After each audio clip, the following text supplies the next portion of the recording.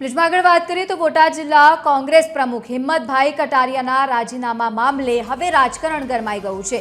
જિલ્લા કોંગ્રેસ પ્રવક્તા સિકંદર જોખિયાએ નિવેદન આપતા કહ્યું છે કે ચૂંટણીમાં નબળા પરિણામ માટે માત્ર પ્રમુખ જવાબદાર નથી। તેમણે હિંમતભાઈને રાજીનામું પરત ખેંચવા માટે અપીલ કરી છે। પ્રવક્તાએ ઉમેર્યું છે કે બોટાદ કોંગ્રેસે નિષ્ઠાવાન નેતૃત્વ ગુમાવવું ન જોઈએ અને પ્રદેશ સમિતિએ પણ તેમનું રાજીનામું સ્વીકારવું ન જોઈએ। અમે ઘણા સમયથી કોંગ્રેસ પાર્ટીમાં છીએ। અમે કોઈ દી કોંગ્રેસનું કાર્યાલય જોયું નહોતું, પણ જેવા હિંમતભાઈ કટારિયા સાહેબ જિલ્લા પ્રમુખ થયા તેને અમને બોટાદની અંદર ભવ્ય જિલ્લા કોંગ્રેસ કાર્યાલય બનાવી આપી અને પણ હર જે કાંઈ જરૂરિયાત હતી તે પૂરી પાડી।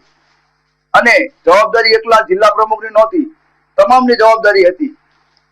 જિલ્લા પ્રમુખની તો કામગીરી ખૂબ જ સરસ હતી।